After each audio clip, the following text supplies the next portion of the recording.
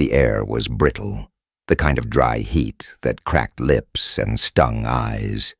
Dust drifted lazily across Main Street, curling around wagon wheels and boot heels before vanishing into the summer glare. The town of Redemption had grown used to whispers, but that afternoon, whispers gave way to something sharper, something that split the air like a lightning bolt. The Colt of 45 barked once, and the outlaw fell. He went down hard, boots scraping against the wooden boards of the saloon porch, his hand still clutching the revolver he hadn't fired. A crimson stain spread across his vest, blooming darker with every heartbeat until his chest stopped heaving altogether. The echo of the shot ricocheted down the street, bouncing between the bank, the church, the sheriff's office, until even the cicadas seemed to fall quiet. Sheriff Kane lowered his gun slowly, smoke coiling upward in ghostly ribbons. His steel-gray eyes, cold and unblinking, stayed locked on the dead man sprawled in the dust. He didn't move, didn't speak. For a long, breathless moment, neither did anyone else. A glass shattered somewhere behind the saloon doors. Horses whinnied nervously, stamping at the hitching posts. The town itself seemed to hold its breath. Then came the murmurs. He was surrendering. Someone whispered. No, Kane warned him. I heard it plain. Another voice countered. Lord have mercy. He just shot him dead in front of us all. Kane holstered his weapon with deliberate calm. His fingers brushed the silver badge pinned to his chest, the familiar weight of it reminding him who he was, what he was meant to stand for. Yet even as the badge caught the harsh sunlight, he could feel the stairs pressing down like a noose. The outlaw had a name, Elias Crow. He was no small-time thief. For 2 years he had robbed stagecoaches, burned farms, and left men gutted in their doorways. Mothers in Redemption had whispered his name like a curse to keep children from wandering at night. But now, with his body cooling in the dust, the town wasn't cheering their sheriff. They were frozen, watching, judging. Kane stepped forward, his boots crunching on gravel. He crouched beside Crow, checked the slack jaw, the glazed eyes, the pistol still half-cocked in his grip. No mistake. Crow was dead. Kane straightened, his voice carrying down the silent street. Crow drew first. The words rang firm, but the silence afterward told him they hadn't landed. From the far end of town, Reverend Morris shuffled out of the church, his long black coat trailing behind him like mourning cloth. There were no witnesses close enough to swear it. The preacher said, his voice loud enough to reach the gathered crowd, "Law must be seen, Sheriff. Not only carried out, but seen." The tension tightened. Kane's jaw flexed as he scanned the faces, merchants in dust-stained aprons, ranch hands with sun-scorched hats, women clutching children who peered wide-eyed at the corpse. Their fear wasn't for Crow. It was for him, for the man with the badge who had just decided life and death in the space of a heartbeat. A voice broke the stillness, sharp and nasal. Looked to me like Crow was lowering his gun. Kane turned, slow as thunder rolling over plains. The speaker was Deputy Harlan Pike, his badge glinting, his smirk carrying more weight than the words. Pike leaned against a hitching post, arms crossed, relishing the growing unease. "Now I ain't saying you were wrong, Sheriff," he drawled, "but the people deserve to know. Did Elias Crow deserve a trial, or just a bullet?" Murmurs rose, louder now, like dry grass catching flame. Kane felt them watching, waiting for him to stumble. His hand brushed the pearl handle of his Colt, not in threat but in thought. He could still feel the recoil in his palm, hear the crack echoing in his skull.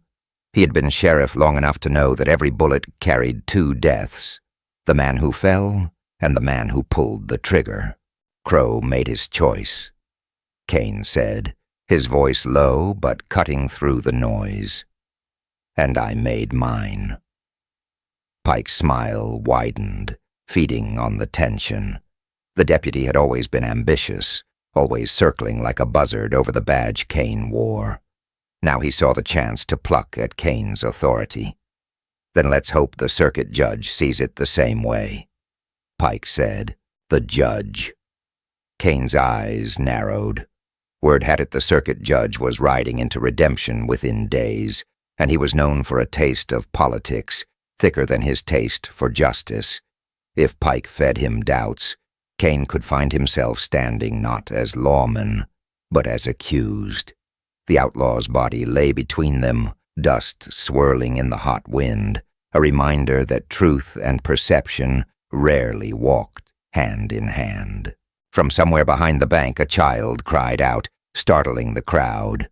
Mothers hushed their little ones, ranchers shook their heads, and slowly the people began to drift back into their routines. But the silence lingered. It clung like gun smoke, heavy and bitter. Kane turned toward the jailhouse, his black duster flapping in the wind.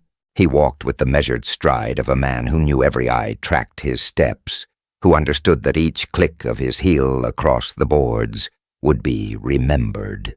He pushed through the jailhouse door, the hinges groaning. Inside, the familiar shadows closed around him. Iron bars, the heavy oak desk, the faint smell of gun oil and old sweat. He sank into the chair, leaned back, and let the silence settle. His fingers found the silver badge, spinning it slowly, watching how the light caught and broke across its edges. Law ain't always justice, he muttered under his breath, the old phrase crawling out of him like smoke from a dying fire. But justice rides with me.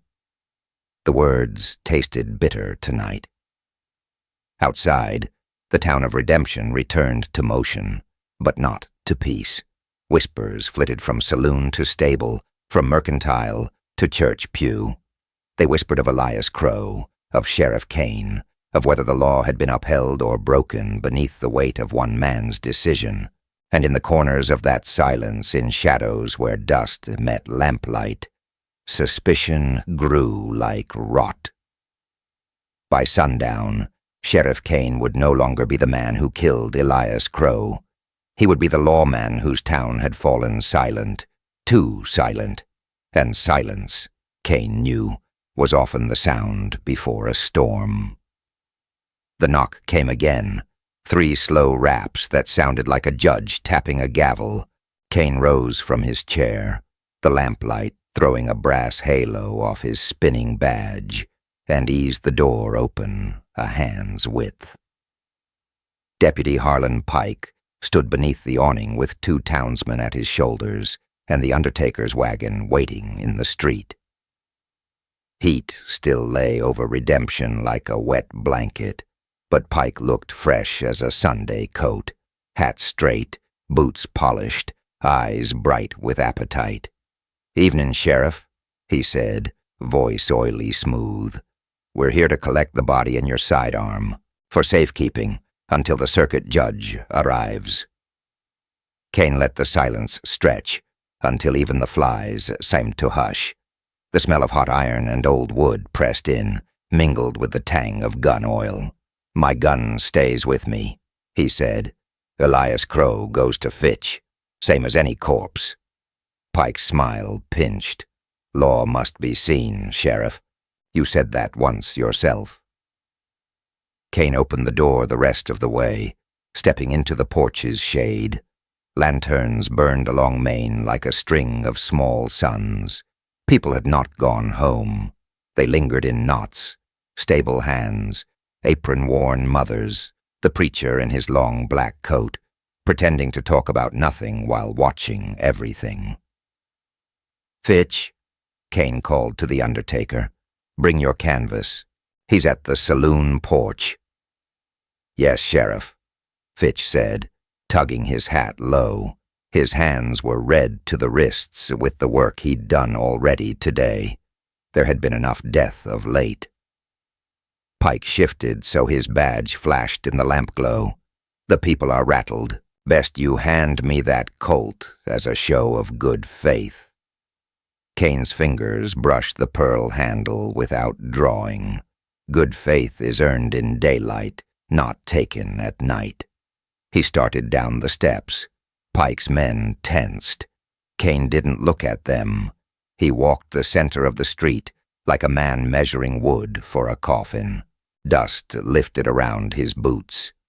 The town watched a sheriff pass a verdict he couldn't yet read. Elias Crow lay where he'd fallen, head turned quarter left as if listening to the boards for one more chance. A dark blossom had spread beneath him and dried at the edges, sticky black under lantern light. The saloon doors breathed music, and then swallowed it.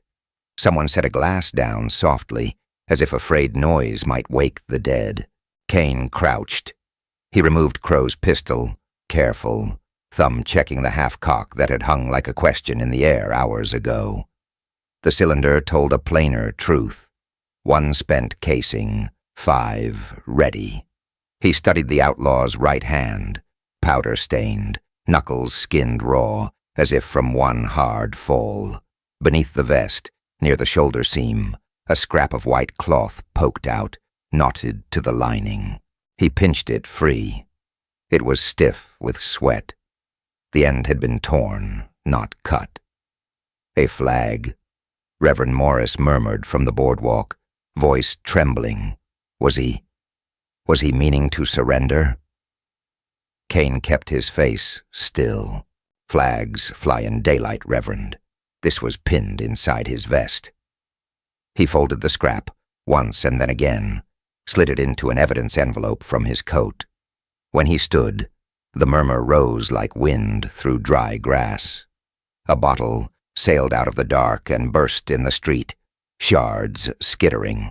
A woman yelped and dragged a child back from the spray. Kane turned toward the shadows. "That'll be enough." The words ran flat and hard, laying themselves across the crowd like a plank across a river. Harlan Pike moved quickly to fill the space those words opened. "Folks," Pike said, lifting his hands, "nobody here wants trouble. But the law can't look like a one-man show. There's a process." Eyes slid toward the jailhouse and back, toward Kane's holster, toward the black shape of the gallows beam behind the abandoned courthouse, where the wind had begun to tease the rope, making it creak like an old hinge. Kane stepped off the porch with the undertaker. He helped lift Crow onto the canvas sling, hands steady, breath steady. Blood warmed his palm through the cloth. When the body was settled on the wagon, he closed Crow's eyes with 2 fingers and looked up. "Fitch," he said, "you'll inventory the clothes, list the pocket contents, and sign the ledger. I'll countersign. If a hairpin's missing, I'll have your hide." Fitch nodded, solemn, understood.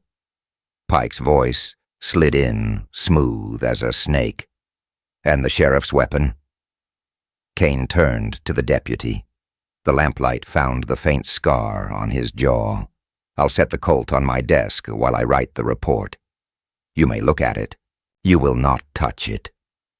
Pike's mouth twitched. "You always were a poet about your authority." "Careful," Kane said softly. "You might learn the meter." He walked back to the office. People parted to let him pass, faces lifting, falling, measuring him and each other. The child who had cried earlier stood barefoot in the dirt, thumb in mouth, eyes so wide the whites gleamed blue in lamplight. Kane paused long enough to rest a big hand on the boy's head. The boy flinched and then leaned, as children do when the body decides the truth before the mind does. Inside the jailhouse, the lamplight had settled into corners like old cats. Kane set his Colt on the desk, barrel turned away, and laid Crow's pistol beside it. He drew out the ledger and began to write. The nib scratched, steady, while outside the town rustled and whispered. He logged the torn cloth, the cylinder count, the position of the hands, the distance measured by his eyes and by the feel in his bones. He wrote what could hang him, if it had to. He wrote the truth. Boots sounded on the porch, sounded on. The door opened without a knock. Pike walked in with the preacher behind him, and two men Kane didn't know. "We'll witness," Pike said, "so no one can say papers were colored." "Fine," Kane said without looking up. "2 lines for each of you. Print your names if your hands shake." Pike took a slow tour of the office, gazed lingering over the keys on the hook, the empty cells, the wanted posters curled at their corners. He stopped at the desk. His fingers hovered above the Colt, hungry. "Touch it and you're a corpse," Kane said, still writing. Pike's hand froze, then withdrew. He smiled like a man backing away from a rattler. "You mind your step, Sheriff. You're standing on thin plank over a deep well." Kane finished the entry, sanded the ink, and blew lightly. The grit shimmered in the lamplight like a short-lived night snow. He closed the book with a solid thump and looked up. "Reverend," he said, "did you see Crow's hand when he moved?" Morris swallowed. Sweat stood on his temples. "I saw fear, and I saw you do what you believed must be done." "That ain't a yes," Pike purred. "It ain't a no," Kane replied. Outside, a chorus rose, voices braided tight with drink and dread. Someone shouted, "Murderer!" and another shouted, "Law!" A boot scuffed hard against the jailhouse door. A second bottle broke somewhere to the left. The rope on the gallows creaked again, louder, like a question pushed across a table. Kane stood and crossed to the threshold. He threw the door wide. The street was a painting of heat and lantern light and dust that caught and hung like breath. Men shifted and cleared their throats. Women stood with arms locked, knuckles white around one another's wrists. Harlan Pike took one easy step to Kane's shoulder, arranging himself like punctuation. "You want to test me," Kane said to the street, "and you'll do it in daylight. You come for this office, you'd better make peace with the Lord and your wives. I won't warn you twice." A gun hammered somewhere near the livery. One fast shot that took the edge off a signboard and made the horse there shy and scream. The crowd broke apart into jagged pieces. Pike whirled with theatrical speed, drawing his iron halfway before easing it down smartly, like a man playing gunfighter on a stage. "See?" he shouted. "This is what silence breeds." Kane stepped out, slow, planted himself in the middle of the boards, and pointed at the scarred post where the bullet had kissed wood. "Whoever fired just tried to stampede your neighbors," he said. "Coward's work. Next shot, I put a man in irons." He let the words settle. He could feel the town deciding itself an inch at a time.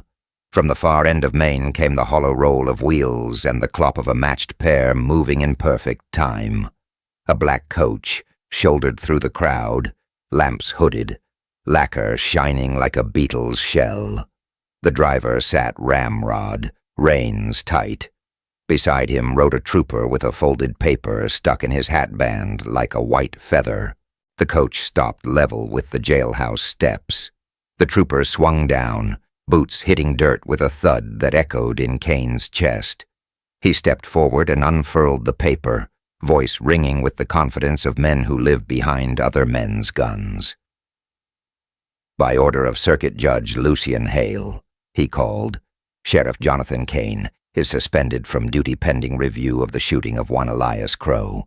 Deputy Harlan Pike, is hereby named acting sheriff until such time as the court convenes." The crowd inhaled as one body. Some faces brightened. More went gray. Pike didn't hide his smile. He adjusted his hat with 2 fingers like a man accepting a crown. "I'll take your keys now," he said softly. Kane felt the weight of the silver badge against his chest, bright and cold. He could walk the legal line and hand over the jail. He could keep order by surrendering his right to direct it, or he could defy a paper and trade one silence for a riot. "Law ain't always justice," he said, barely more than a breath. Then louder, "But justice rides with me." He reached toward the hook where the keys hung, and from the black coach, a new voice floated out, measured, educated, with the dry rasp of long miles. "Before you hand those over, Sheriff," it said, "perhaps you'll hear a statement from a man who swears Elias Crow tried to kill you first." A lean figure stepped into the lamplight from the coach's shadow, hat brim low, dust thick on his coat. No one in town knew his face. His eyes, though, glittered like a knife's edge. The casing gleamed dull in the lamplight, mud-smudged brass with a shallow dent on the rim. The stranger balanced it on one finger like a coin and let it clink to the rail. "Not his," he said, voice even as dry gravel. "Crow carried 44s. This here's a 45. Someone else fired first." A hush folded tighter over Main Street. The trooper holding the judge's paper shifted in his boots. "Deputy, no, acting sheriff." Harlan Pike smiled as if he'd already swallowed the town whole. The black coach door opened. Out stepped Circuit Judge Lucian Hale, coat cut sharp as a razor, collar starched high enough to choke a guilty man. His hair was iron gray, his eyes the color of a winter stream.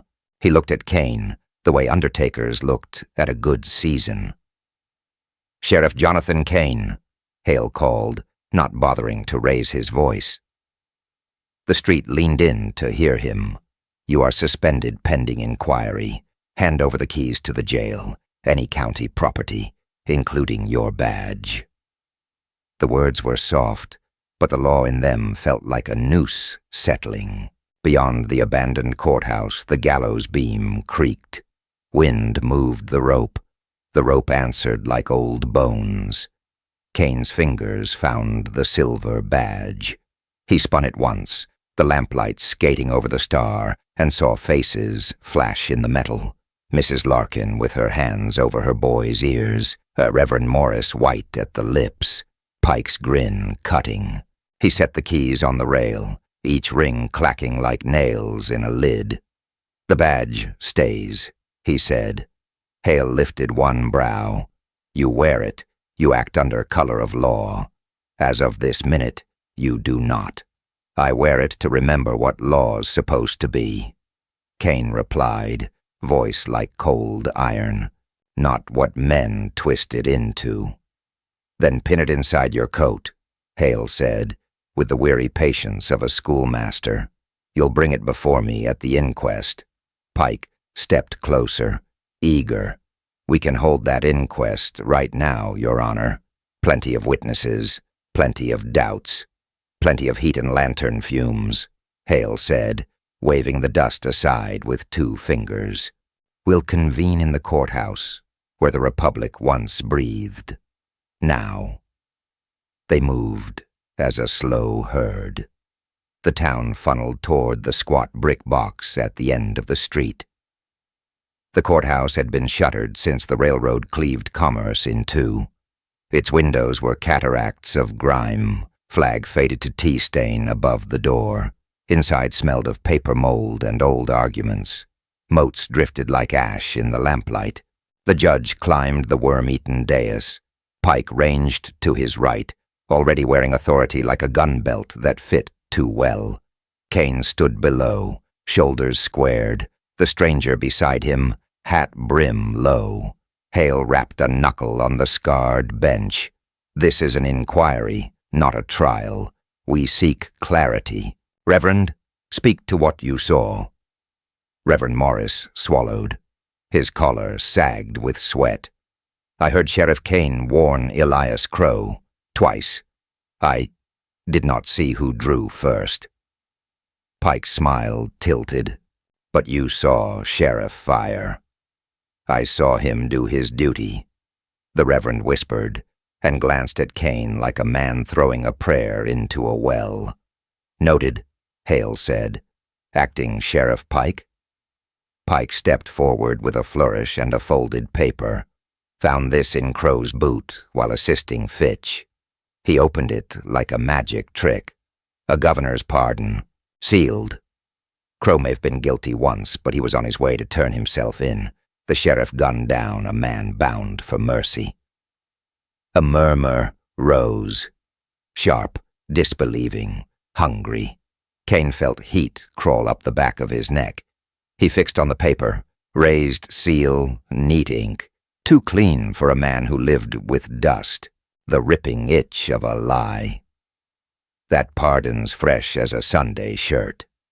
The stranger said softly. No sweat, no wear.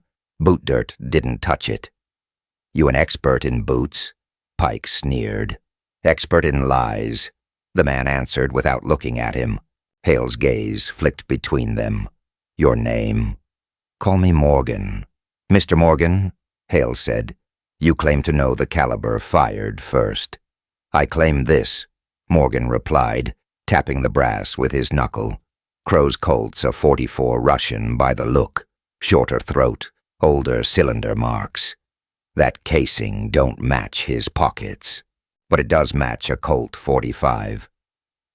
He let his eyes drift to Kane's pearl handle, resting on the desk under Pike's hand, or any 45 in town.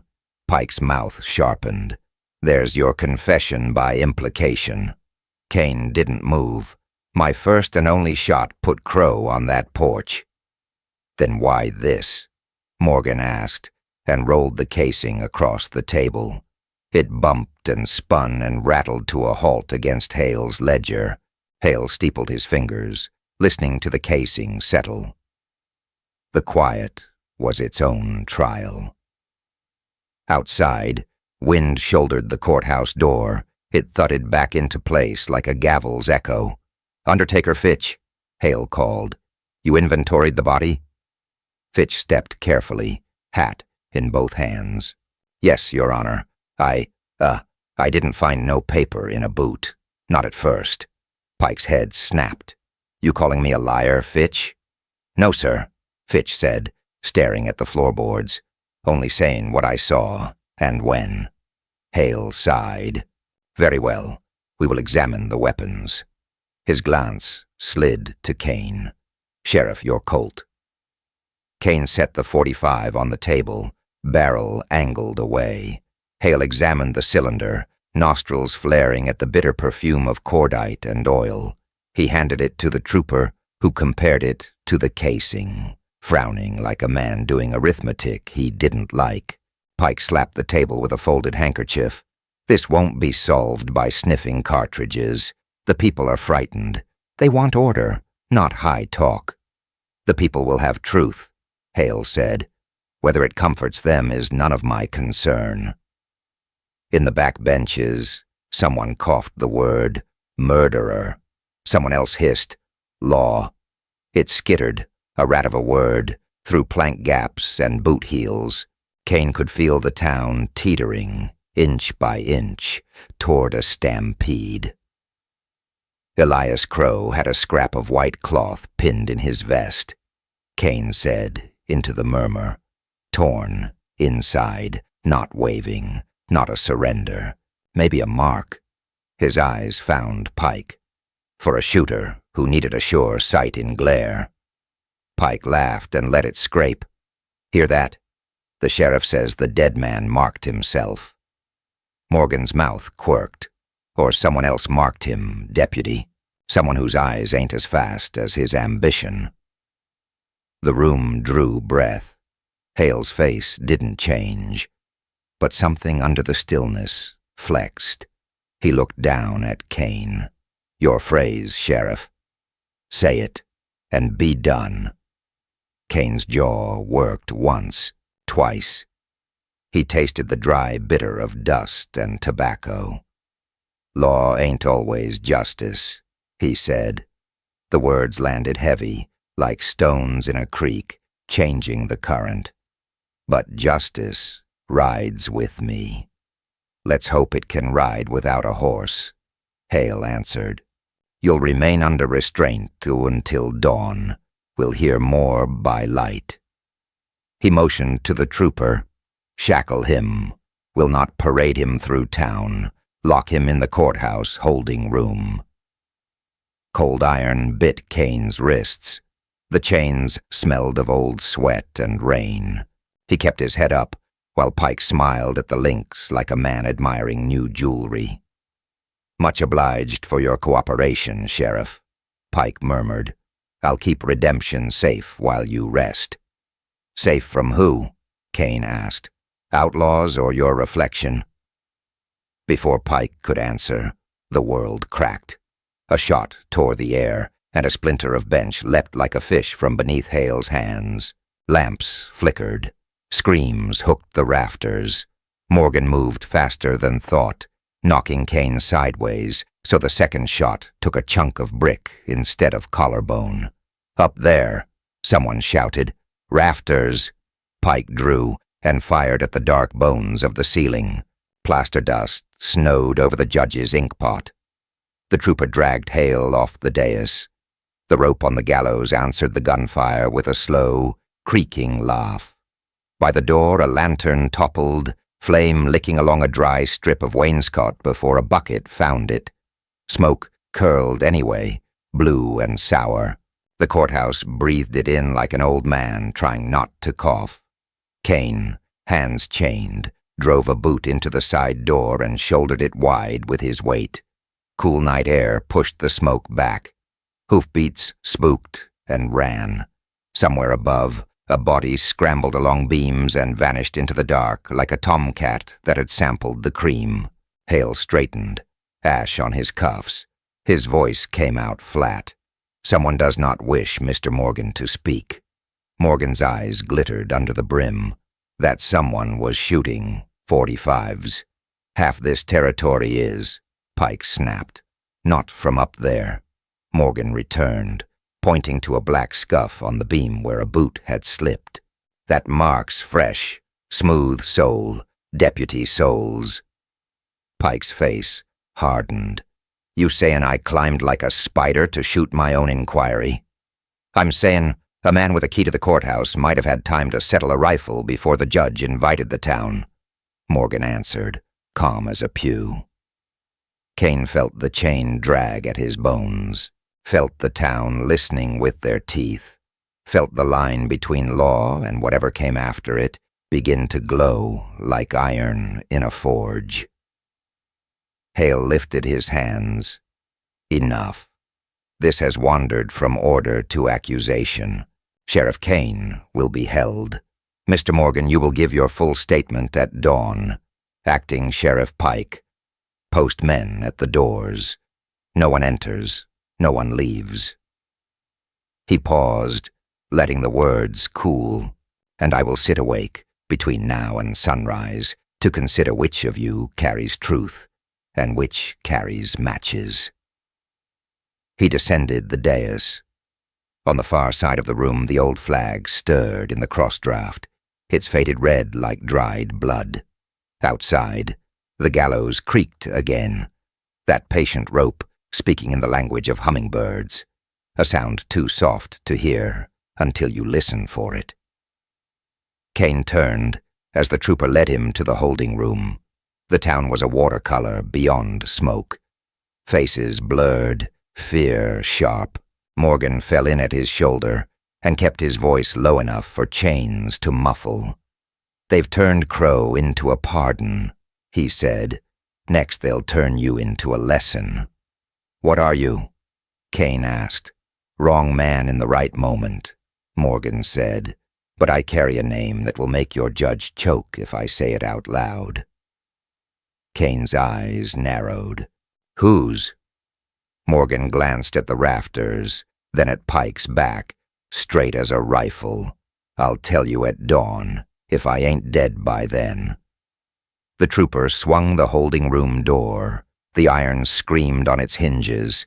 Kane stepped through the throat of it and turned once more to the hall, to the badge cold against his ribs, to the rope's whisper outside, to the stranger's quiet promise hanging in the smoke like a prayer. The storm had blown the dust into shards of glass that skittered along Main Street, and the gallows rope in front of the abandoned courthouse swung like a lazy metronome in the wind.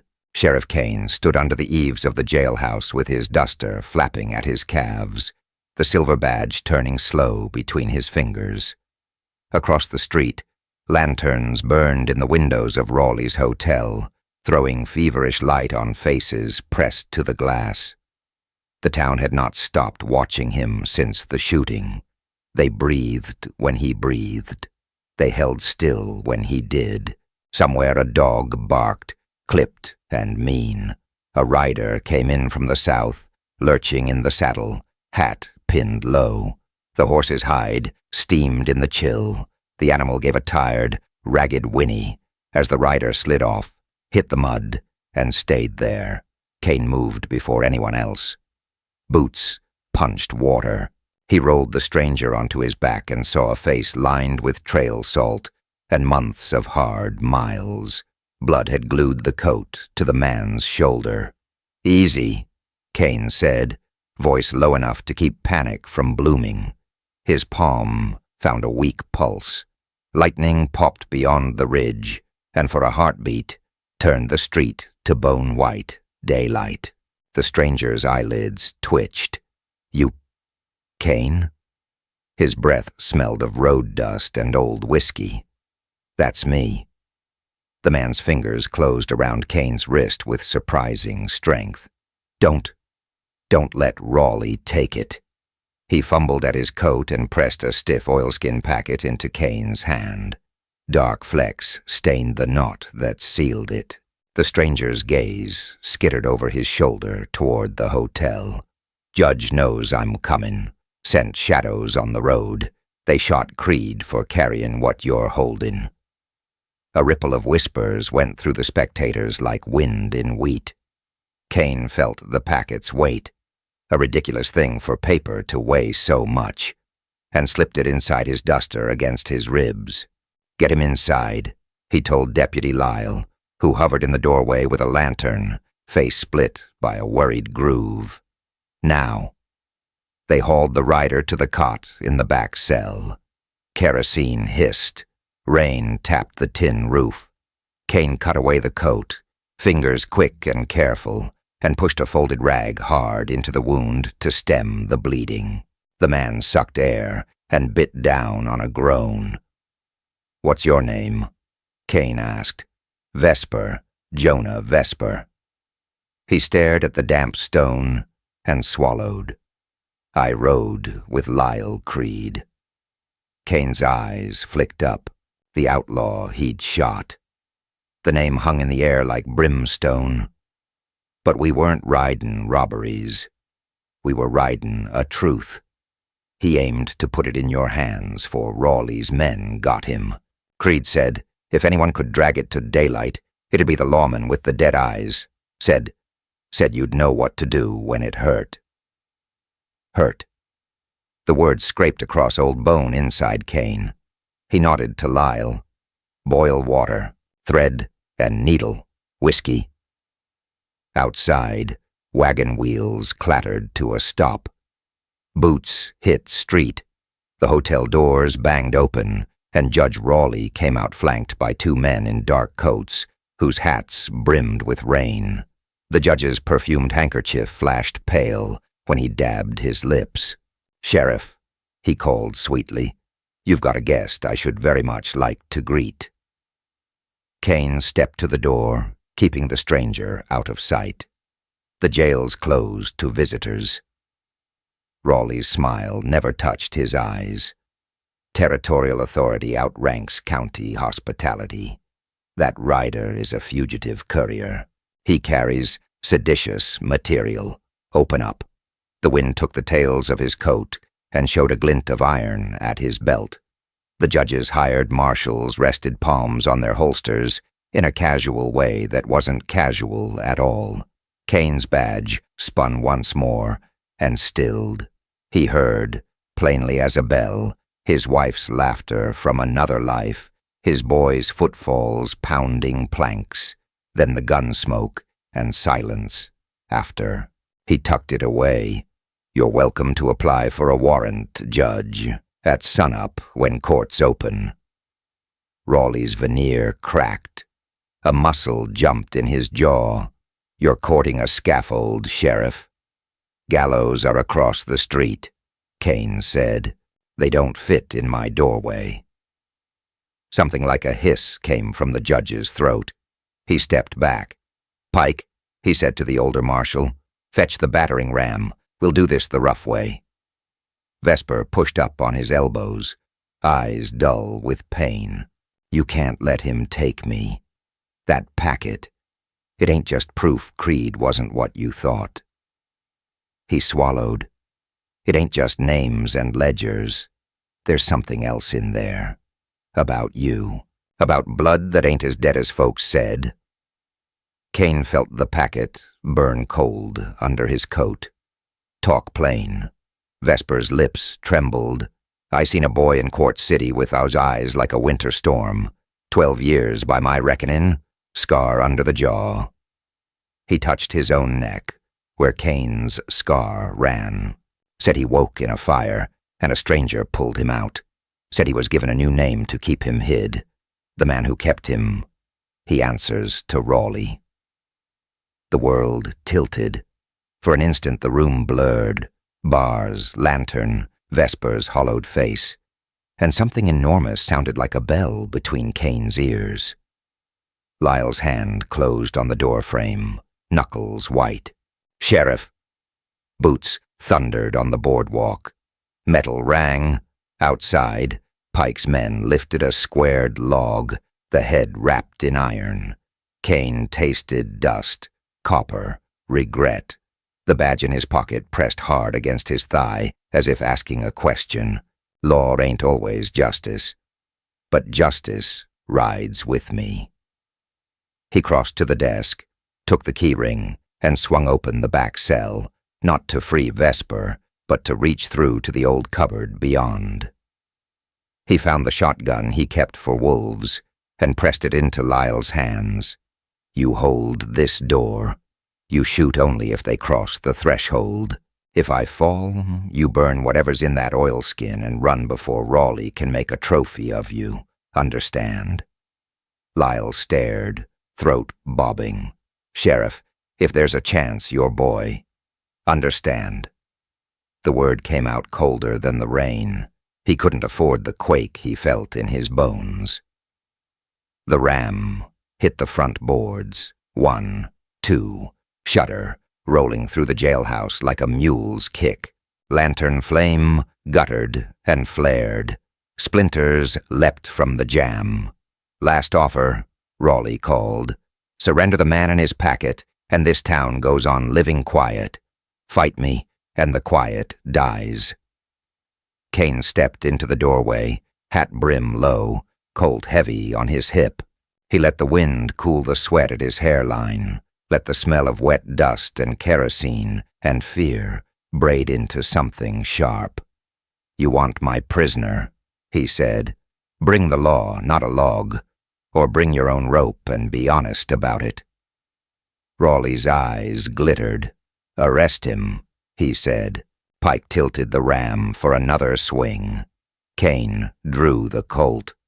The motion was clean and without hurry. Marshal Pike, he said, voice carrying. You crossed my county line to break a jail without a paper. First man through that door forfeits his future.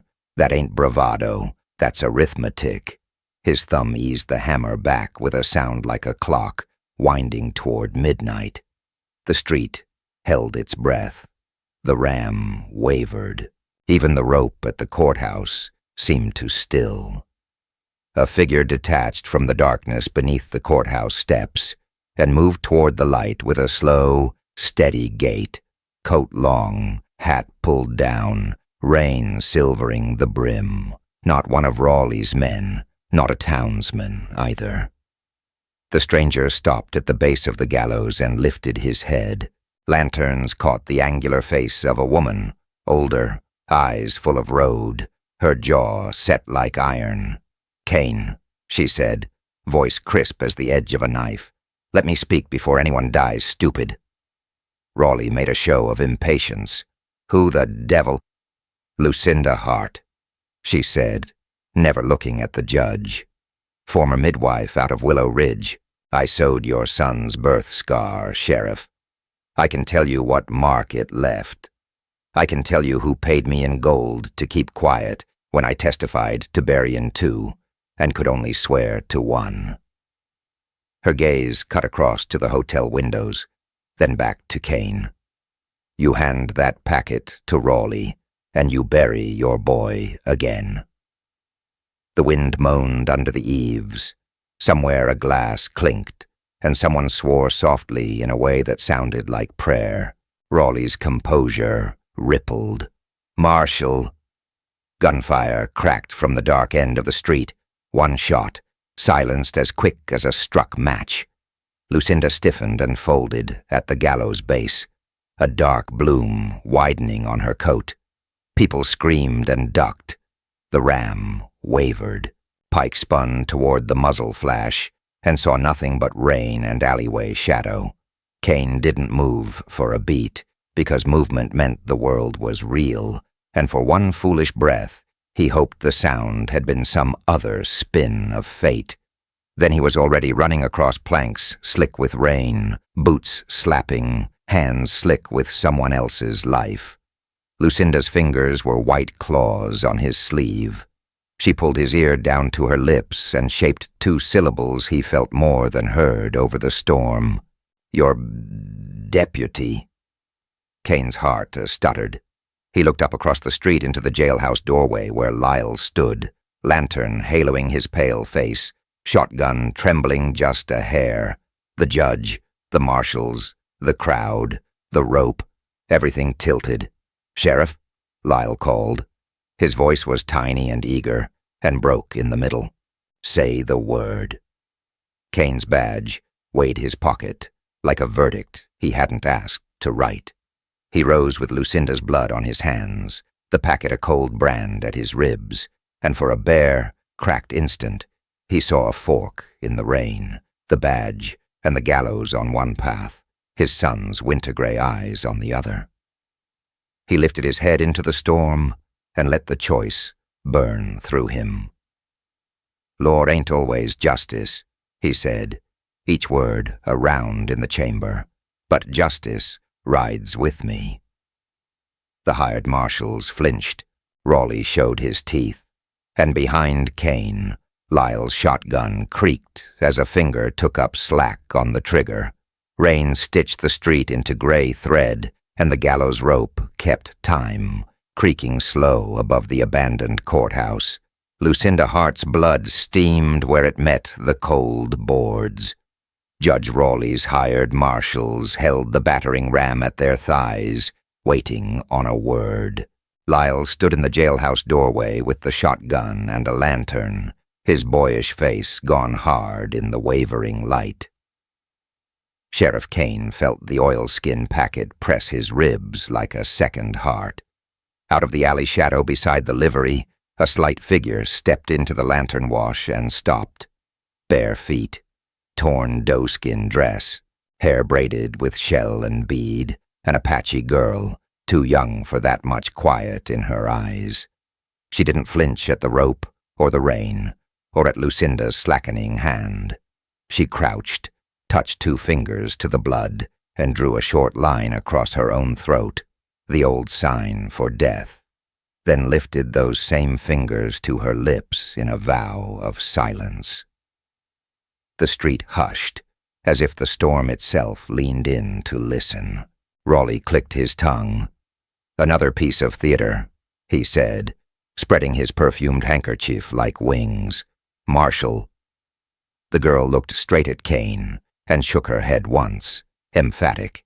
Then she lifted both hands and began to speak without words, clear, precise, the plains hand talk that ran along the frontier like a second language carved from air. 2 fingers walking, a hand slicing down, a quick flare, gun, fast, a flat palm, imploring, mercy. Her small body leaned into each shape like a reed in current. Morgan moved out from the courthouse steps, hat brim dripping, one palm raised in peace. "I can take some of it," he said quietly, "enough to get us through the dark." He mirrored her motions as if catching them, letting the meaning fall into English. She was with Crow, kept to alleys, hid in woodpiles, slept under porches. She saw a white rag pinned inside his vest. Says it's a parley mark, some use when the sun blinds and the nerves shake. But this one was wrong, too clean, like the pardon. The girl's hands flashed. 2 men, one high, one low, a stabbing forefinger. There. She pointed past Kane, past Raleigh, past the goggling faces, to the black windows in the hotel eaves where rain sheeted in slick curtains. Then she flattened her hand and let it fall like a hawk stooping. "Shot came from above," Morgan said. "Not first blood. First fear, a warning." Crow's hand jumped, his gun jerked. "Then your bullet, Sheriff." Kane felt the room that was his mind tilt and set again. He could taste cordite in the back of his throat, though the rain had washed the town clean. "You saw the shooter?" The girl's face shifted. No. She shaped a boot sole with her palm and skated her fingertips across it, smooth, no nail. Then she tapped her own heel twice and drew a small star in the air. "Smooth soles," Morgan translated, "and a star, badge leather, not a rancher's heel." Pike smiled in the rain as if this were a preacher's joke. "Girl draws pretty stories," he said. "Storms made her see ghosts." The girl's gaze slid over Pike, like he was already history. She reached into a beaded pouch and pulled out a straight pin bent at the tip and flecked with dried blood. She held it up between thumb and forefinger, the metal catching lantern light like a shard of ice. Then she pointed at Kane's coat, at the place where the oilskin packet lay. Raleigh took a step forward, hunger bright under his polish. "That packet belongs to the court. Belongs to the truth," Kane said. Lightning split the sky, showing every nailhead in the porch boards, every raindrop as white beads in the air. The girl used the flash. She slid to Lucinda's side, lifted the midwife's hand, and pressed it, gently, insistently, against Kane's. Her eyes said what her mouth did not. "Keep faith." He stepped back under the jailhouse eave. He could feel the town hanging by a splinter. He could feel the badge in his pocket, cold as a coin pulled from a grave. He slid the oilskin free and undid the wet knot with his thumb, ready to shove it back if Raleigh lunged. Papers, figures, names inked in a tidy clerk's hand, ledgers showing rifles, bribes, routes. A second fold creaked and came open to a tintype. Edges nicked, the emulsion silvering at the corners. A boy sat in a chair too big for him, hair too long, eyes like a winter stream. Kane's eyes, chin lifted, as if he dared the camera to blink. A faint line like a thread traced from jaw to neck. Kane's hand shook. He did not feel the rain. He did not feel the lantern's heat. He felt only the weight of years fall away and the weight of new years pile on. "By God," he whispered. It sounded like a prayer he hadn't said since the graves. The girl nodded once, solemn, as if confirming the weather. She touched the tintype gently, then Raleigh's hotel, then drew a circle with a dot at the center. Kept, penned, watched. Lyle's lantern jerked. "Sheriff?" His voice cracked on the single word. He took a half step forward, then back, the shotgun barrel wandering like a sleepwalker's hand. Raleigh's men shifted the ram. "This farce ends now," the judge snapped. "Acting Sheriff Pike, secure the evidence and the prisoner. If the savage interferes, put her in chains." Kane looked at the girl. Her braid had unraveled in the rain. Beads stuck to her cheek, like tears. He looked at the tintype again until the world steadied. He closed the oilskin and slid it inside his coat. He turned to face the street.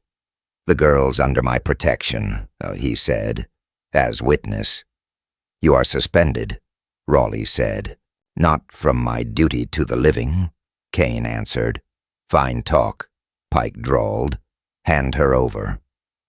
The girl stepped to Kane's side without being asked.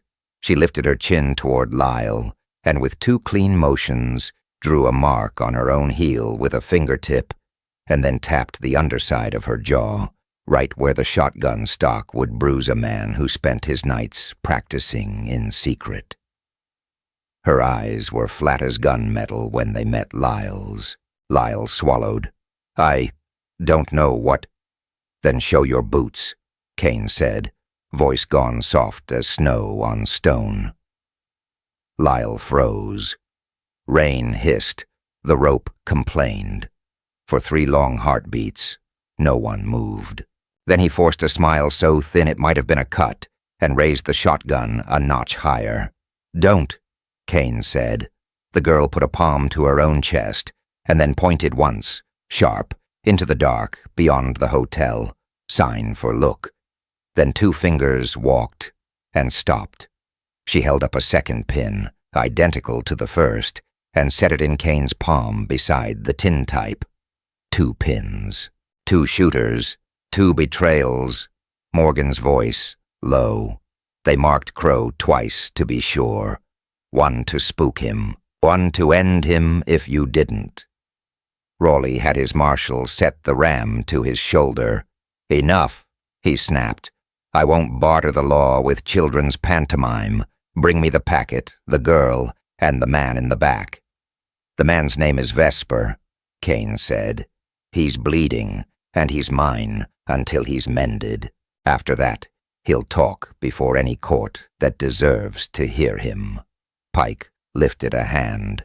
"On my count," he told his men, eyes sliding back to Kane with a pet owner's fondness. 3. Kane stepped backward into the jail with the girl tucked behind him, and Morgan ghosting sideways to cover the back hall. "Lyle," Kane said, not taking his eyes off Pike, "you set that shotgun on the desk, and you live to see morning. You bring it level, and I swear to you, son, I'll put you in irons and pray the rain cools us both." Lyle's breath sawed. He licked his lips. "You ain't sheriff no more." 2, Pike said sweetly.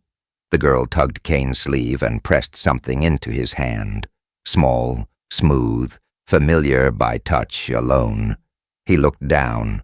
A wooden horse no bigger than a thumb, whittled, crude, and uneven. The left ear chipped exactly where his boy had bitten it as a baby. The horse he'd carved in a winter with too much wind. He felt the room go far away, and the town come very close, like a barrel sight narrowing to a single bead. 1, Pike said. The lantern in Lyle's fist guttered and died, throwing the jail into a sudden, intimate dark. Rain hammered the roof like hoofbeats. The girl's hand found Kane's coat and held. From outside, the battering ram came, low and hard, and the door groaned like an animal. A click behind Kane, metal on metal, small as a breath. Lyle's shotgun, ready. A click in front. Iron in a lock, easy as a thief's smile. Someone with a key at the jail door. The lamps in Kane's jail threw a honeyed light over iron bars and scarred pine. Heat pressed close, heavy with the smell of oil, broth, and men who'd slept in their boots. Through the front window, the gallows on Courthouse Ridge cut the dusk like a black comb against a bruised sky. Sheriff Kane stood between the cells and the door, his silver badge rolling slow over his knuckles. It clicked against bone, a metronome for choices men didn't come back from. Ephraim Cutter, bookkeeper to devils, sat on the bunk with wrists cuffed and eyes that wouldn't settle. A ledger lay wrapped in flour sacking on Kane's desk. Names, dates, payments, everything Naya, the Apache girl, had silently pointed to with a trembling finger that afternoon. Her testimony hadn't used a word, just scars, a bead pattern, and the crest burned into the ledger's leather. The crest of the Territorial Marshal's office. Boots thudded on the boardwalk, more than a few. Then a voice, slick as lamp oil. "Open up, Sheriff." Marshal Luther Pike filled the doorway when Kane swung it wide, dust ghosting around him. His frock coat was neat as a preacher's lies, and 4 men fanned behind him with carbines at the hip. Pike's paper crinkled in his gloved hand. "By authority of the territory, I'm remanding the prisoner." Kane let the badge spin one last time, then stilled it with a thumb. "Town judge ain't put seal to that. Judge can kiss my seal," Pike said, smiling like a blade. "We're done waiting for backwater rituals." From the corner, Deputy Jesse Lyle's jaw tensed. He was young, capable, and lately hollow-eyed from the way the town divided itself around Kane's shot and the corpse it had put down. Jesse kept his hand near his revolver, but not on it. "Marshal, that paper don't supersede custody once a statement's taken." Pike's eyes slid to Cutter. "I'm not here for a statement." Outside, a murmur had grown into a voice. A cluster of men gathered in the street, hats pulled low, anger coiled like wire. A bottle broke against a post with a wet pop. Someone spat, "Hang him now," and someone else, "Hang the sheriff with him." The wind pushed grit through the doorway. It tongued the lantern flames and made the shadows flutter. Naya stepped from the back room where Kane had hidden her with the doc's wife. Bare feet, dust on her calves, chin high as any queen. She placed a palm on the bars between her and Cutter, then touched the ledger on the desk without touching it. Her eyes found Kane's. "You promised." "Give me the rat, Sheriff," Pike said. "I'll see him judged." "Judged where?" Kane asked softly. "The same desk that stamped those bribes, the same hand that sent riders to empty Indian camps and call the bodies law." The marshal's smile thinned. "Careful." Kane turned his face to Jesse. "Bar the door." A pause, not a request. Jesse slid the iron bolt. Pike's men shifted, weighed, retreated to the boardwalk with their rifles vertical and their jaw muscles working. The marshal stayed in the doorway, one polished boot on the thresh. "You're making yourself a story, Kane." "The truth already did that for me," he said, and for a heartbeat his eyes lost their steel. The memory flamed and was gone. His wife's hair in the sun, the boy's hand sticky with candy, and the gallows in a storm-wet yard where justice had come too late. He set the badge on the desk. It wobbled once and settled, catching lamplight like a coin at the bottom of a creek. From up the street, hoofbeats hammered in. A dust-matted bay shouldered through the crowd with a rider slung low. Bounty man Quinn Duval swung out of the saddle and staggered into the jail, a strip of shirt tied rough around his bloody bicep.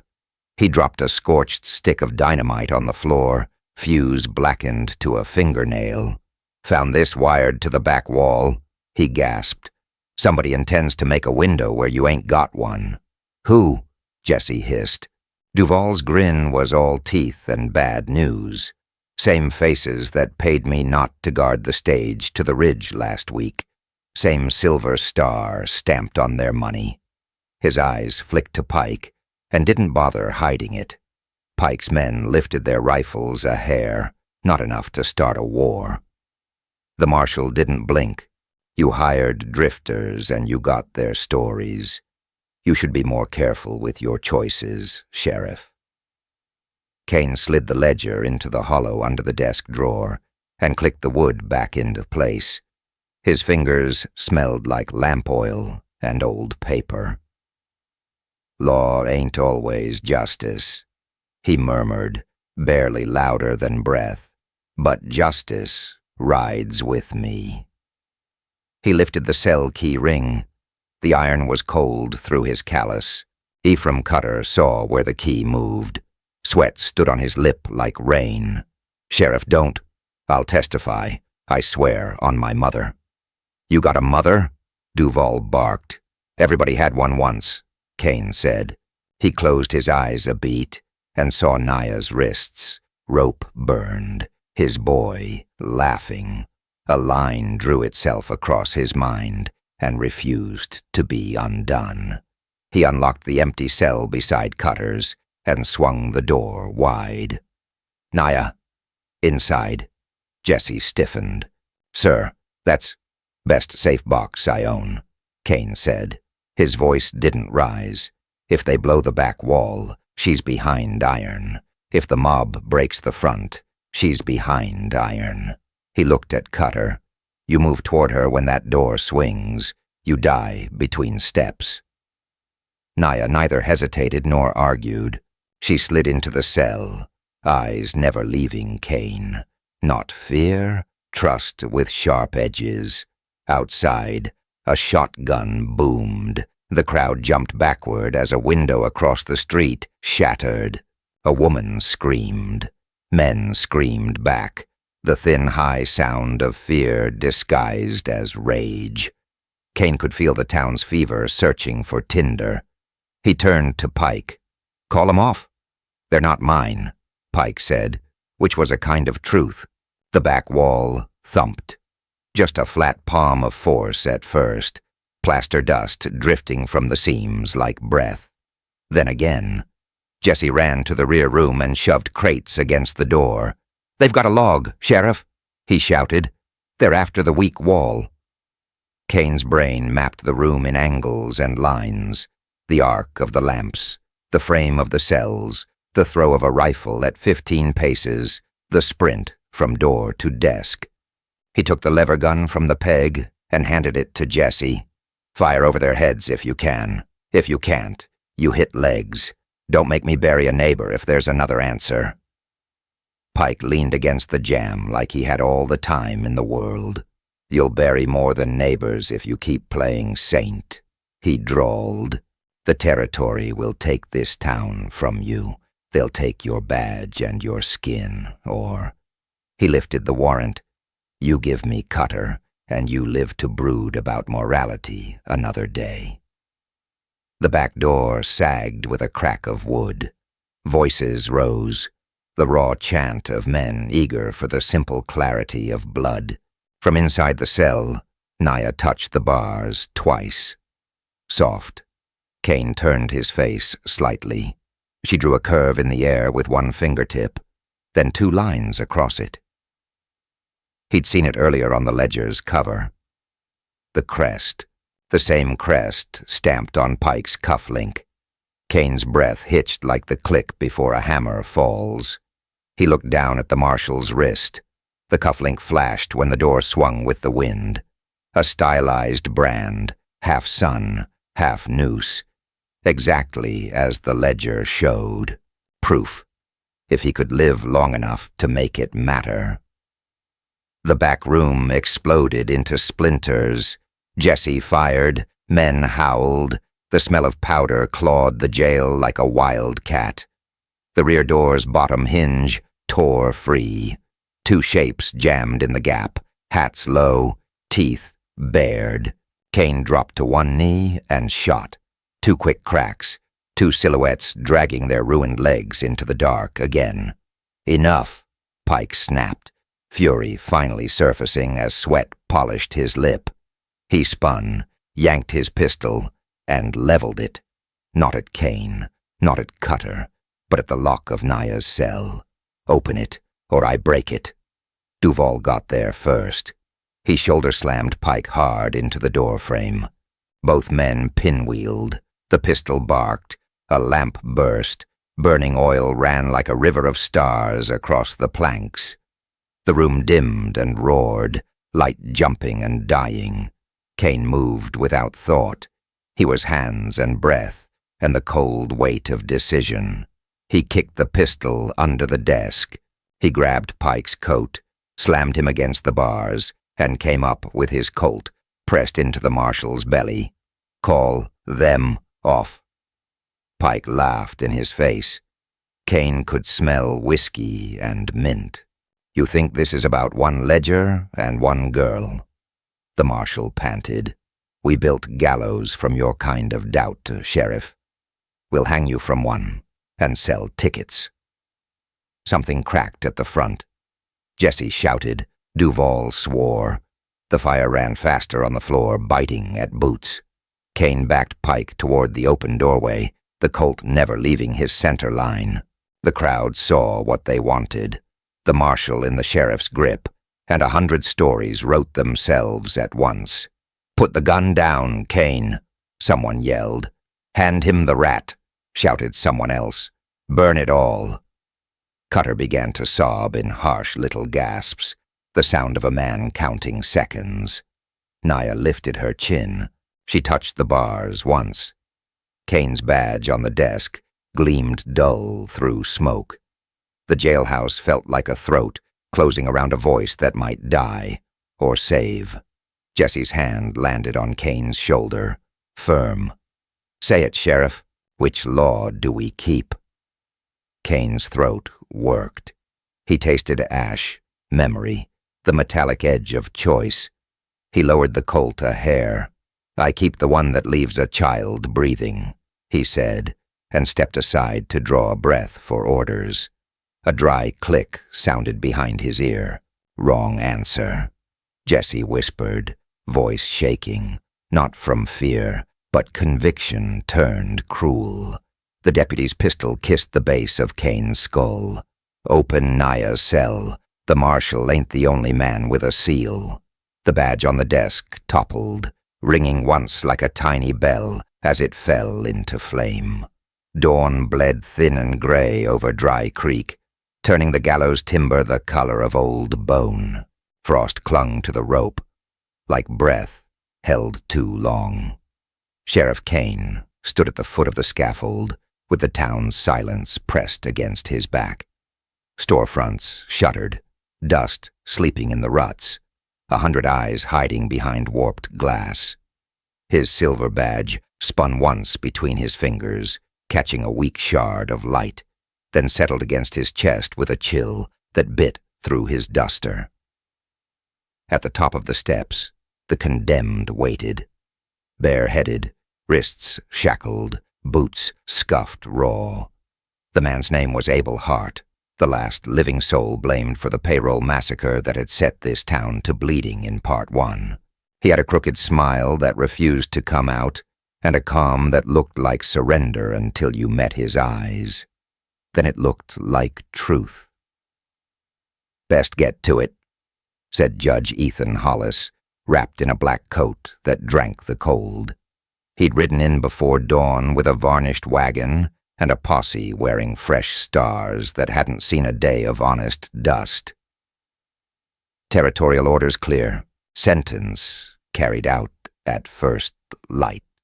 Behind Kane, Ayanna stood in the alley shadow, the Apache girl whose quiet had broken the town's spell. She clutched a folded page in both hands, blood-smeared ledger paper pulled from a dead man's vest.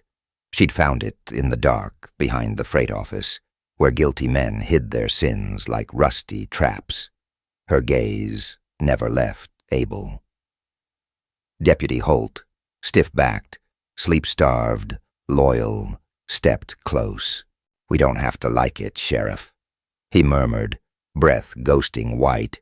"Just the law as written." Kane's tongue tasted iron. "Law as purchased," he said, too low for anyone but Holt to hear. Judge Hollis turned to face the cluster of townsfolk who'd forced themselves into the street, ranch hands with chapped fists, mothers holding thin children, gamblers with their hats in their hands like penitent choir boys. "Folks," Hollis called, warm as a snake on a rock, "you can rest easy after this morning. Order restored. The scaffold answers blood, and blood answers no more." Ayanna slipped forward, the paper trembling in her fingers. "Sheriff," she said, voice soft and flint-hard, "the signatures match. The payroll never reached the coach. It was rerouted on Hollis's orders and split with Cole Fenner's riders. Abel wasn't there." Her words fell into the frozen air and sank. Hollis's jaw twitched. Fenner, Kane's dead outlaw from the first Gunsmoke day, was the missing knuckle in the fist that had been beating Dry Creek for 6 parts running. The ledger tied Fenner to Hollis like a hangman's knot. Hollis smiled without his eyes. "Savage hearsay," he said. "The court will not be swayed by superstition and scribbles." Kane took the page. He traced the neat, clerk-bred letters with a thumb scarred by matches and war. Beside him, Holt leaned and squinted.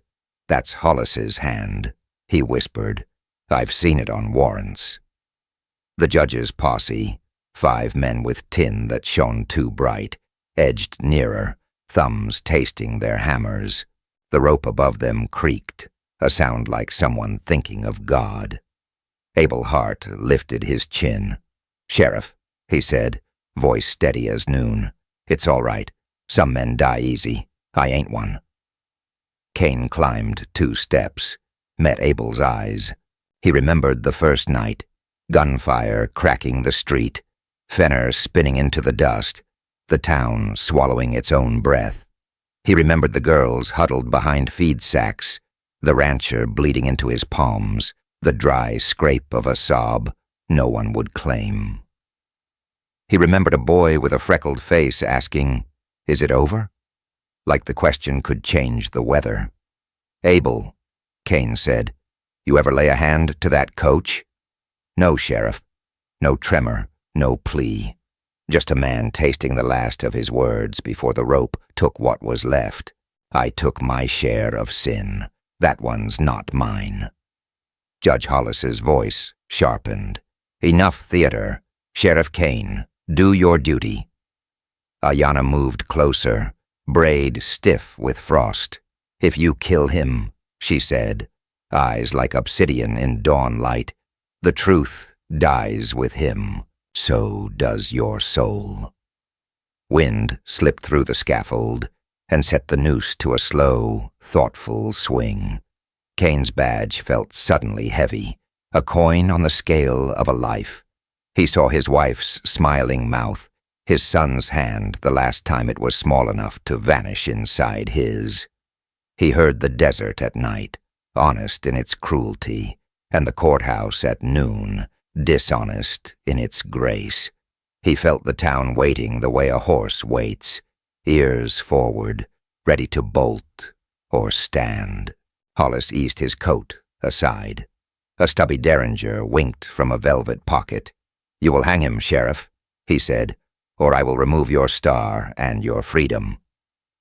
Kane's gaze drifted to the abandoned courthouse across from the gallows, boards buckled, windows blind, the old justice resting like a cemetery. In the yard beyond it, the gallows shadow made a square upon the frost, a neat grave for a man who wasn't dead yet. He climbed the last of the steps, knife sheathed behind his belt buckle, hands open. Abel swallowed. The town made a sound without voice. Kane touched the rope, rough hemp biting his palm. He looked down at the judge, at the tin-bright posse, at Ayana's paper held like a relic. He set one boot against the trap latch. "Law ain't always justice," he said, his voice the quiet before a storm. His eyes found Hollis and held, "But justice rides with me." He pulled, fast as a rattler, only not the lever. Steel flashed, the rope severed, ends whipping like snakes. The noose fell in a dead coil at Abel's feet. For one clean heartbeat, the world stopped. Then the judge moved, Derringer jumping into daylight. "Drop that iron," Kane barked, Colt already up, pearl handle warm with years, barrel steady as judgment. Holt's gun came up in the same breath. Half the town found their courage in their pockets. Hollis froze, mouth open on a curse. His men faltered, tin stars shining like lies in the thin sun. "By the authority of the people of Dry Creek," Kane said, words shaped by sand and scripture. "Ethan Hollis, you're under arrest for fraud, conspiracy, and murder by rope. You bring that pocket pistol any higher, and I'll meet you where the Lord can ask questions himself." Something old and sour peeled off Hollis's face. He showed his teeth. "You won't live to noon." He snatched for the gun. The first shot cracked like a branch under ice. Kane's round hit Hollis in the shoulder and spun him, the Derringer popping wild and shattering a rain barrel. Holt's second bullet chewed the judge's coat and knocked him clean off his boots. Hollis went down in a fountain of splinters and black cloth. The counterfeit posse hesitated. Then one threw his badge into the dirt like it burned. Another let his pistol sag and lifted both empty hands. Kane breathed once, slow, heavy. His own Colt stayed centered. "Holt, chain them," he said. "Abel, step down, careful." Holt moved like a man on glass. When the clatter of shackles settled, Ayana exhaled. It sounded like rain smelled after months of dust. The judge groaned, clutching scarlet cloth. He had the stunned look of a man who'd finally met a mirror. "You're finished," he spat. "The territorial hang you where he stands." Kane reached to his chest. He unpinned the star that had kept him alive and damned in equal measure. The metal had weight. The years in it had more. He set the badge on the edge of the trapdoor, where frost made it shine like a coin on a gravestone. "I'm finished wearing your law," he said. Not finished with justice. He turned, offering the badge out. Holt didn't reach for it. The deputy's eyes were wet in the cold. After a breath, he took the star with both hands, as if it might cut him, and held it against his own chest. "You sure?" he asked, voice ragged. Kane nodded once. "Keep the jailhouse honest. Keep the rope sleeping." Ayana lifted the ledger page like a flag. "We take this to the territorial capital," she said. "Let paper make the hangman's shadow smaller." Kane holstered his Colt, then looked at the town. Doors opened. Faces stepped into the morning. Somewhere a child laughed, surprised to find the sun still capable of warmth. A boot scraped behind him. Hollis, bleeding and stubborn, had dragged a hidden knife from his sleeve and was pushing up on one elbow. The blade winked. Kane didn't draw. He stepped to the gallows post, took the loose rope, and dropped it over the crossbeam. Not for Hollis's neck. For the judge's wrist, one clean throw that yanked the knife arm skyward and wrenched a howl out of him. Holt was there in a blink, boot on the blade, irons on tight. The town cheered, soft at first, then rolling like creek water. Kane reached for the severed noose, coiled it slow, and laid it across the judge's velvet lap. "Feel its weight," he said. "Know how close." He turned toward the road where dust already lifted, messages to ride, names to write, a ledger to carry into rooms that smelled like polish and lies. Ayanna fell in at his shoulder. Holt, badge newly heavy, took the other side. Kane touched the brim of his black hat to the townsfolk who'd found their voices. His eyes were knife-gray and tired. "We're not done." He stepped off the scaffold into a morning that bit and promised. The wind carried the smell of wet hemp and gun smoke as Kane walked away from the gallows, the splintered boards clicking under his heel like a metronome measuring the cost of a choice. He'd set the badge down because the law, his law, had been bent by money and men who dressed their greed in Latin phrases. And yet he hadn't abandoned order. He'd chosen to carry it alone, for a time, without the tin that makes weak men brave and corrupt men brazen. He thought of his wife's grave and his boy's empty boots by the door that last winter. He thought of Ayanna's blood-flecked page, a small thing that weighed more than rope, more than rage. He'd said the words he'd never unsay. Law ain't always justice, but justice rides with me. In the echo that followed, something inside him settled. The world would not thank him. Papers in distant rooms would curse his name. But in a yard where shadows had learned to stand upright, a town breathed again. Sheriff Kane would be savior in some mouths, executioner in others. He could live with both. What he could not live with was a quiet rope and a louder lie. So he left one behind and carried the other, knowing they would meet again on some future dawn, on some other scaffold, wherever the badge ended, and justice asked a man to keep riding.